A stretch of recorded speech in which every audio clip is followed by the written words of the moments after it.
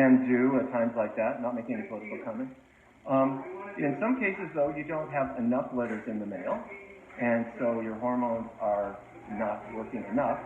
In other cases, you got just too many letters in the male, and your hormones are working overtime. In either way, you're not in balance. Okay, so back to Rob, who called me up. Here's what's happening in a woman's body over the course of the month. At the beginning of the month, she has very little estrogen in her bloodstream. Estrogen is a group of female sex hormones. Estradiol, estrone, estradiol. I'm just going to refer to them all as estrogen. There's not very much. And then after the next 2 weeks, it goes up and then it drops really quickly, acutely, because the ovary is releasing an egg. And then over the next week, the uterus is the most optimistic organ in the body. Every single month it's going to, this could be it. This could be the big one. So the amount of estrogen rises in anticipation of a blessed event.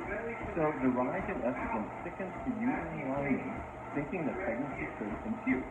And then several days later, the disappointed uterus discovers we're not pregnant again. This didn't work, and so the amount of estrogen falls, and menstrual flow recedes.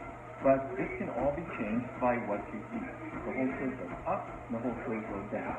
So the way this looks anatomically, this is the uterus, those are the ovaries off on the side, and depending on where you are in the month, that uterine lining will thicken up. But let's say I'm eating a not-so-healthy diet, what can happen is it thickens up too much, and as it does, it releases maladjusted chemicals called prostaglandins that cause pain.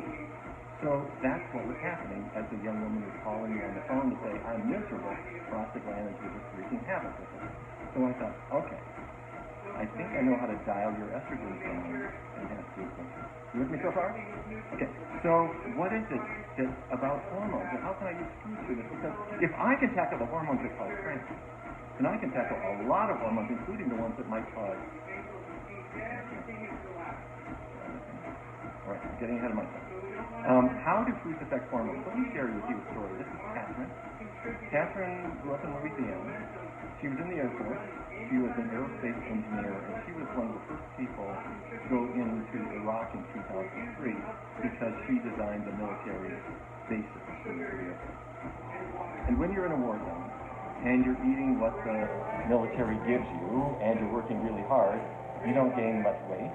You stay trim and sort of some variant of healthy. However, at the end of her tour of duty, she went back home to Louisiana. And her friends all said, Catherine, what did you miss while you were gone? She said, you know what I missed? I missed cheese.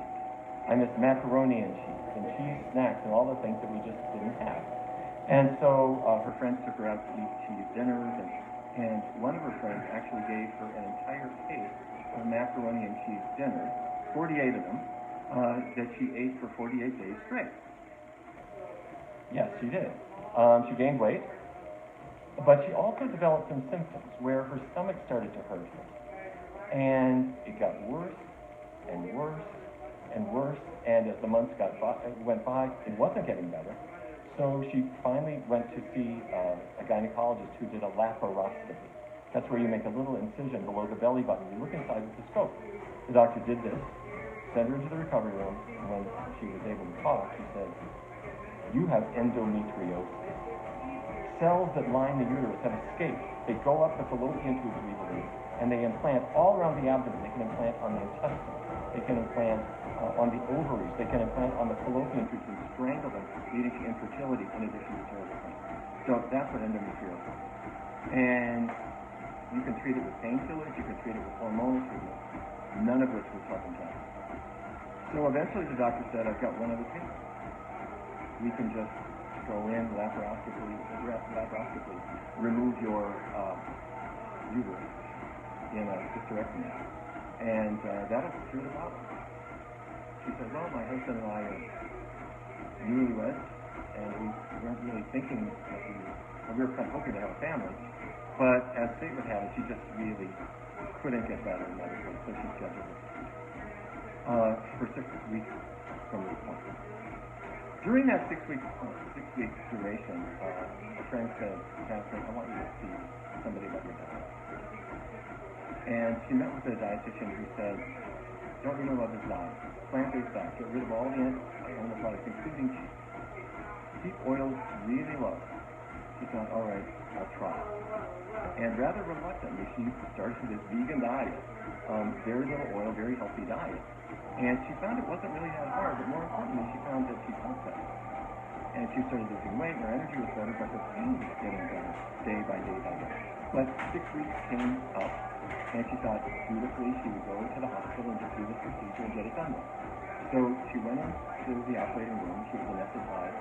The doctor made an incision. About an hour later, she woke up in the recovery room.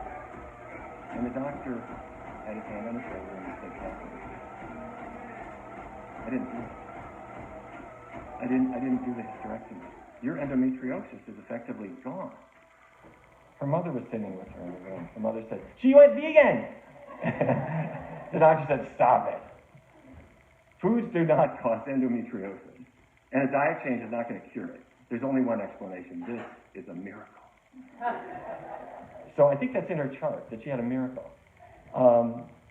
And so anyhow, she lost a lot of weight. She felt great. She never had the procedure. She's got 3 kids now. And she doesn't have endometriosis anymore. And in fact, Catherine now works for the Physicians Committee with our Food for Life program, teaching other women how to take back their health. Okay, so I mentioned that she loves cheese. So what's the deal with cheese? Does cheese have hormones? Well, yes. Cheese comes out of milk. Milk comes out of a cow. Cows are impregnated annually, and so for 9 months out of every 12, dairy cows are pregnant, making estrogen. It gets into the blood plasma, and from the blood plasma, it gets into the milk, and the longer the pregnancy proceeds, the more estrogen there is. Now, it's only a trace, but it's there. And in fact, some dairies have gone to the FDA and said, we want to label our milk as hormone-free because they don't inject bovine growth hormone. But the FDA has said, wait, there is no hormone-free milk because the cow is making estrogen, whether they're pregnant or not, but when they're pregnant, they make more and more and more, and it gets into the milk and it gets into the cheese. Okay, wait a minute. So we're talking about estrogenic disorders. They seem to be related to milk, cheese, animal products? Maybe. And maybe not just for women. Researchers in Rochester, New York, looked into a fertility clinic. And they brought in a group of men, and some of them ate relatively little cheese, and some ate a lot of cheese. And the sperm counts on the men who ate a lot of cheese were noticeably less than the men who ate relatively little cheese, raising this theory that the traces of estrogens in milk and in cheese are just enough to take a fragile thing like a man's fertility and knock it off kilter, or the regulation of endometriosis in a woman, or her sexual cycle.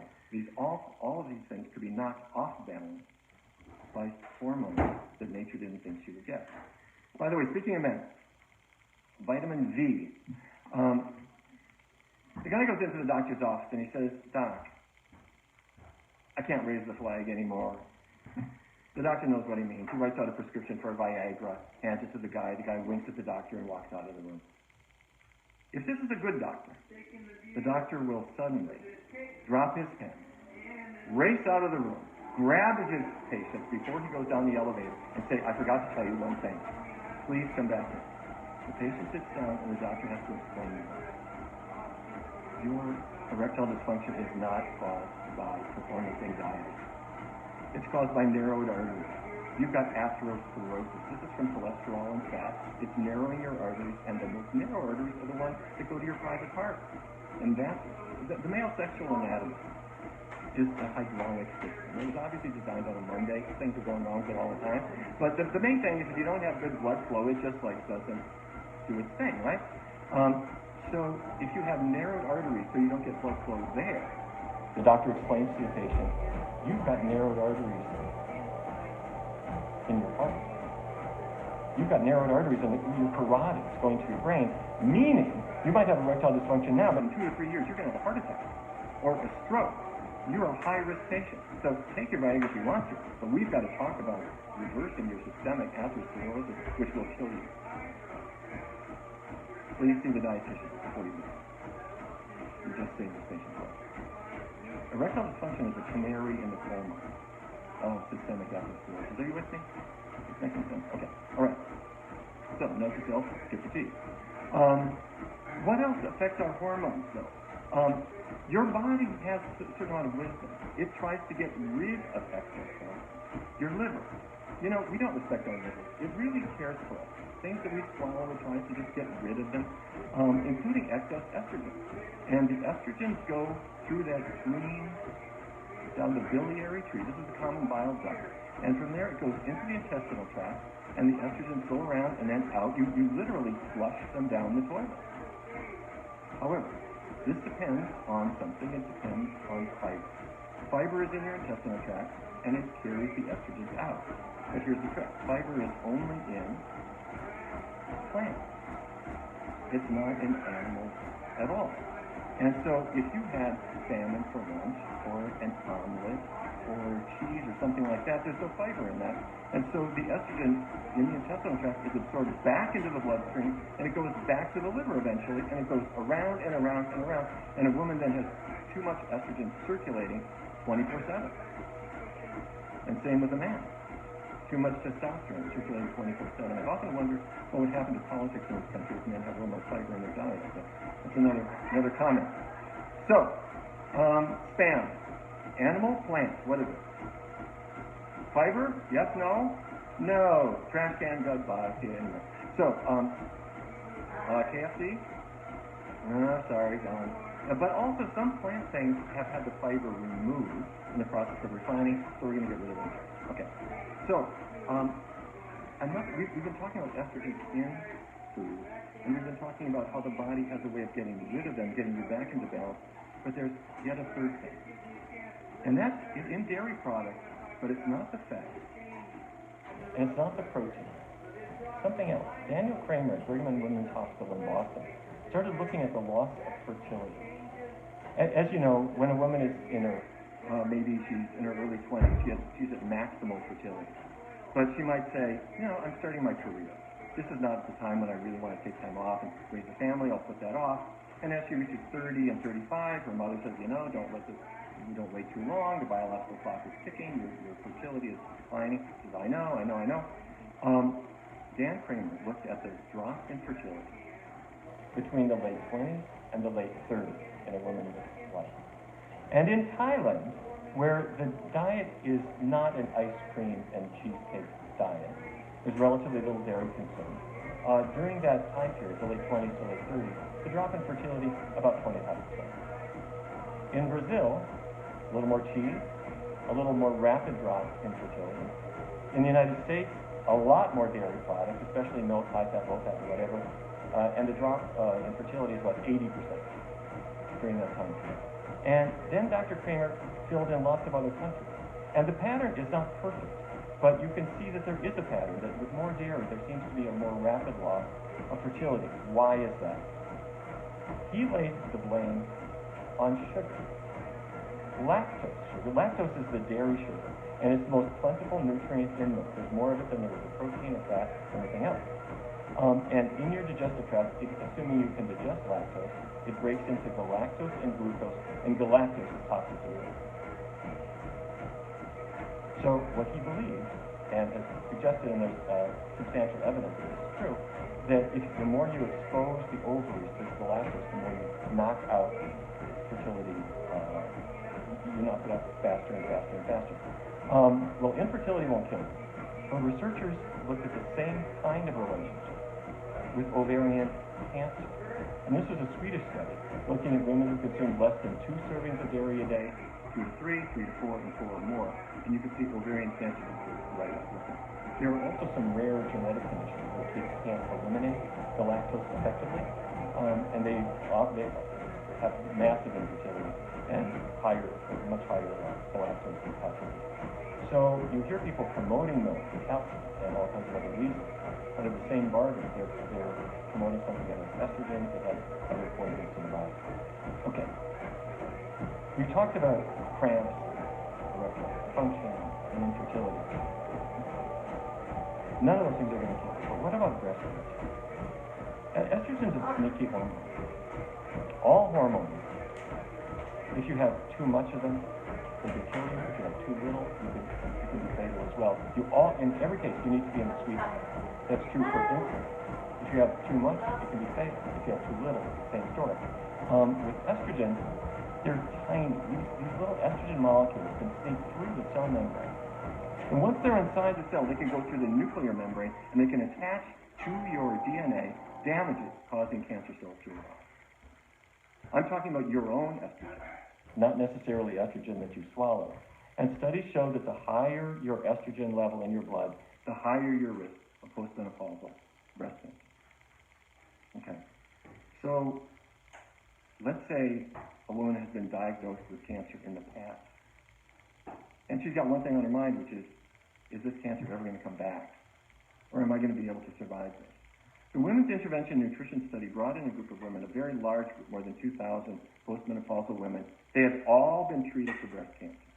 And what they asked them to do was to make some pretty big diet changes and really cut the fat content in their meals. And what they found was that their risk of a cancer recurrence was cut by 24%. We'll take it. For estrogen receptor negative cancers, it was cut by 42%. And estrogen receptor positive cancers, down by 15%. So this was not a vegetarian or vegan diet, but just these rather modest changes of cutting fat were helpful. On the flip side, researchers started looking at, well, what makes you more likely to succumb to your cancer? And they came back to milk. This was a California study that looked at women previously diagnosed with cancer and those who drank the most milk products, and particularly fatty dairy, whole milk and butter and cheese and so forth. They had a 49% higher risk of dying of their cancer compared to women who generally avoided these products. Okay. So when you go home after this lecture and you talk to a friend about this, they'll say, wait a minute, it's soy. Have you heard people talk about soy products? Soy has, let's see, what did I read in Men's Health? Soy has estrogens in it or something that'll give you man boobs. You know what I'm talking about? And if a woman consumes them, she'll get cancer. What they're talking about is in 1931, I believe it was, genistein, which is an isoflavone, was discovered in soy. And it does look sort of like estrogen, as this is estradiol. And in lab studies, people discovered that, in fact, it does attach to the estrogen receptor. So if a man consumes tofu, he's going to get man boobs, apparently. Well, if someone suggests that to you, you can do an experiment that I think will just prove it. Go to the beach in August, and you'll see some kind of heavy-set guys who have taken their shirts off, and some of them do have some breast augmentation. Go up to one of them and ask, how much tofu have you had this past week? Tempeh, miso, edamame? And what he's going to say is, Eda what? What do you, like, burgers, that's me. What has happened, here's what's happened. That's a fat cell. He's been gaining weight from eating cheeseburgers. Fat cells are not innocuous blobs of calories. They are little factories, and they take this testosterone and they convert it into estradiol. You with me? Testosterone in a man's body is converted into female sex hormones, causing him not to just have fat around his breast area. That's breast tissue that he's developing. The same thing will happen in women as well. Okay, but what about cancer? Could soy cause breast cancer? Well, we've had enough time to sort this out. And it turns out, on the basis of many studies, a high soy intake. You could compare, say, Asian Americans who consume lots and lots of tofu and soy milk compared to others. The high soy consumers have roughly 29% less risk of developing breast cancer compared to people who ignore it. And then researchers have looked at women previously diagnosed with cancer. Those who avoid soy have the highest mortality. Those who consume a lot of soy, whether it's tofu or soy milk or miso or whatever, they have the lowest mortality. And that's true whether it's estrogen receptor negative or positive tumors, because there's two different varieties of tumors, but in both cases, it seems to work. So, in your car, you have a gas pump. And if you step on the gas, it goes. But you got another pedal in the car, right? And it is the brake.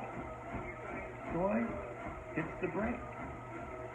It does attach to estrogen receptors. You've got alpha receptors, you've got beta receptors. It attaches to the beta receptors and it helps slow down cancer. Totally optional. You don't have to have it. although soy is very handy. If you have soy sausage, it beats the heck out of soy sausage. One day they'll make snow tires out of it probably. They make all kinds of great things, but it does not cause cancer, cancer prevention. Okay, so we talked about estrogen and testosterone. Let's talk about thyroid hormones. So many people have thyroid issues, but they're vague. Your thyroid gland is the basic need, and it regulates energy in the body. So if you're hypothyroidism, you're low, and you feel weak, and you feel sensitive to cold, you might be constipated, you might have weight gain, you might feel depressed, your skin and hair change, and doctors won't know what to make of it, because these are sort of everyday symptoms. But sooner or later, the doctor will do a blood test and that will tell the story. The opposite can happen if you're hyperthyroid. The thyroid is cranking out too much thyroid hormone, and that means you can lose weight. Sometimes you can gain weight. Your pulse will become irregular. You'll find that you're nervous, you're irritable, you feel warm. You're basically just kind of revved up. And the doctor can do some tests, and it's not a terribly difficult diagnosis to make. So why are so many people having thyroid problems? Well, problem number one is obvious from the hormone itself. Those big purple blobs, that's iodine. And back in 1924, the Morton Salt Company said, let's put iodine in salt. And so people were getting plenty of iodine, and they had more than enough to make thyroid hormone. However, I started using Himalayan salt, or sea salt, or other kinds that are not, in fact, iodine. So I might not be getting the iodine that I need, and so my thyroid hormone is starting to go a little bit out of whack. Now, milk actually has a little bit of iodine in it, and the reason is that cows are not super hygienic. The toilet paper roll never seems to be adequately filled. So that when they put the milking thingies on the udder, before they do that to kill any fecal bacteria, they spray them with iodine-containing disinfectant, some of which leaks into the milk. So you can get iodine that way. My favorite and more hygienic source, and I'm sharing it up, sea vegetables have iodine. They have a lot. So you go with your friends to the sushi bar. Don't have the fish sushi unless you're really well insured. But the nori that they wrap around it, and by the way, not just nori, but the wakame that's in the miso soup and that kind of thing, the aramate that's on your seaweed salad, they are very, very high in iodine. And so when people were living coastally, the seaweed that anybody could easily gather was a very high natural source of iodine. But if you grew up in Fargo like I did, you don't recognize any of this stuff, and you can easily become hypothyroid. Okay, but the bigger reason for thyroid problems in the United States has nothing to do with iodine. It has to do with antibodies. Antibodies are torpedoes. Your body is invaded by a virus. And so you make antibodies to kill that virus, or a bacterium, or a cancer cell. But sometimes antibodies attack you. And there wasn't any virus at all. And doctors can measure these in blood tests. Somehow, your body is making antibodies that are attacking your own thyroid. Some of them shut it down. Some of them, unfortunately, will hit the gas pedal and cause the thyroid to crank out too much thyroid hormone. So, could food be the cause of this antibody reaction? The reason we thought maybe yes is that most autoimmune reactions seem to have a dietary link. We've seen this with asthma. And by the way, if anybody has a child with asthma, do not walk to a completely plant-based diet and see if that doesn't help your child. A person has rheumatoid arthritis or Sjogren's disease. These are autoimmune conditions where diet changes seem to help because you're eliminating a trigger for antibody formation. So researchers in the Adventist Health Study 2 brought in a large group of people, more than 60,000, and they looked at thyroid conditions and they classified people based on their diet. And they found that the people who did the worst were the lacto-ovo vegetarians. These are the people who are skipping the meat and they're replacing it with huge amounts of cheese. And the people who did the best, or the least hypothyroidism, were the vegans. And then they looked at hyperthyroidism. They found, once again, the vegans do the best. They're not exposing themselves to animal antigens, and the omnivores seem to do the worst. So we clearly need more research here, but we've had more than enough for people to start trying this on their own. So this is Mike. Mike is a neurosurgeon in North Carolina, and at age 52, he was in generally good health, but every year he'd have a physical, and 1 year his doc said, Mike, your thyroid is a little low, and the way they measure this is with a blood test called TSH, or thyroid stimulating hormone. TSH pushes the thyroid to get active, and if TSH is getting higher and higher, that means that for some reason your thyroid is sluggish and needs to be pushed really hard. So his TSH is going up, and the next year and the next year and the next year, after 5 years, his doctor said, let's face it, you've got hypothyroidism. Why don't you let me write you out a prescription for thyroid replacement? Well, he decided to try a dietary approach as kind of a coincidence. And he went on an entirely plant-based diet, joined the vegan subgroup, and what happened was that his TSH fell back down into the normal range. He lost not a lot of weight, because he was never really heavy, but he lost 7 or 8 pounds he wanted to get rid of, and he got his energy back. Okay. Other people have found much the same thing. I personally think we need more research in this area, both on hypo and hyperthyroidism, but we know more than enough now before we say to a person, you're going to have to be on medication forever, or you need surgery, or you need radioactive treatment. Let's have a look at what's on your plate. One more hormone. I just want to share with you a few things about insulin. The National Institutes of Health gave us a grant in 2003 to see if we could improve the dietary treatment of people who have type 2 diabetes. And we tested the best current diet, that's cutting calories and limiting carbohydrate and so forth, versus a completely plant-based diet. And this will not be on the test, but what we track is hemoglobin A1C, which indicates your blood sugar control.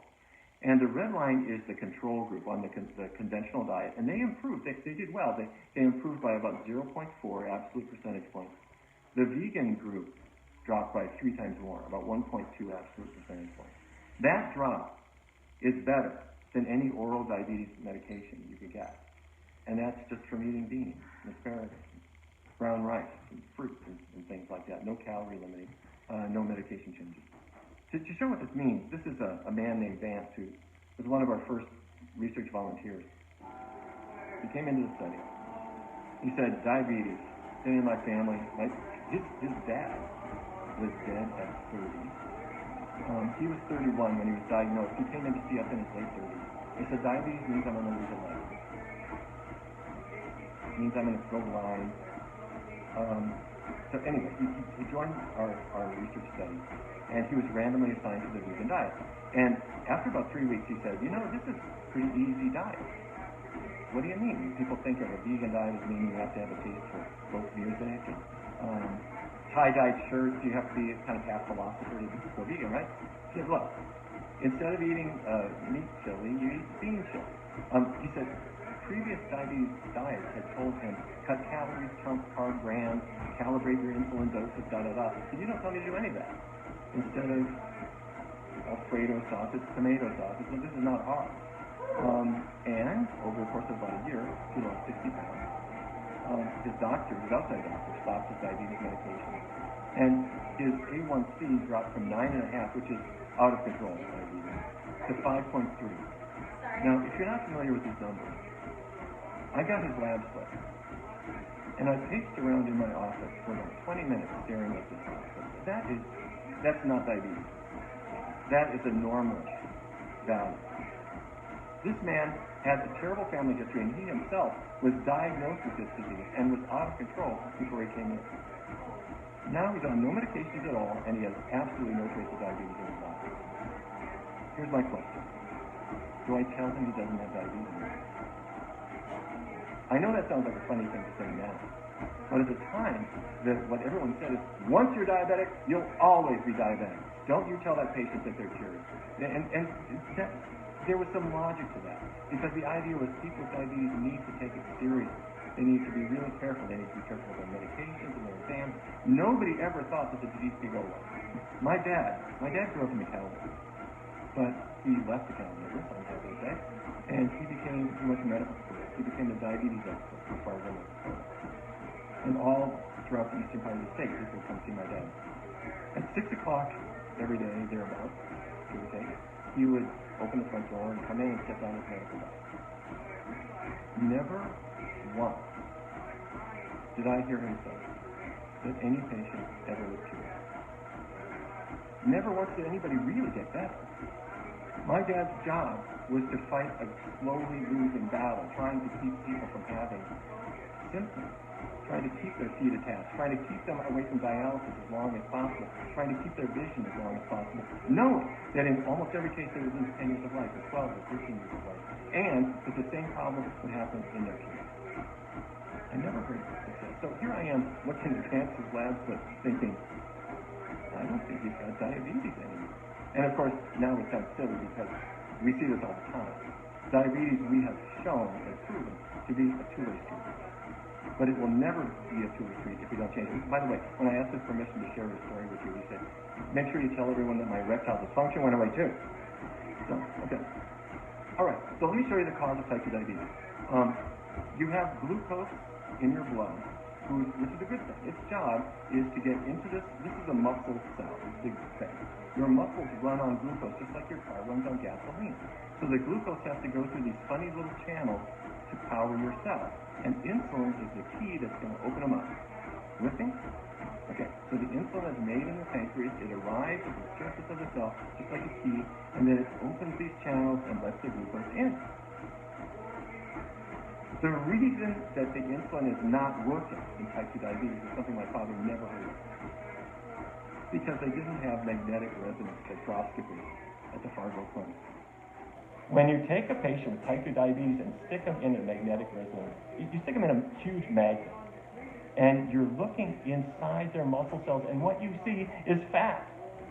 They can be real thin, but inside the muscle cells are particles of beef fat and chicken fat and fryer grease and olive oil, extra virgin olive oil, extra virgin olive oil.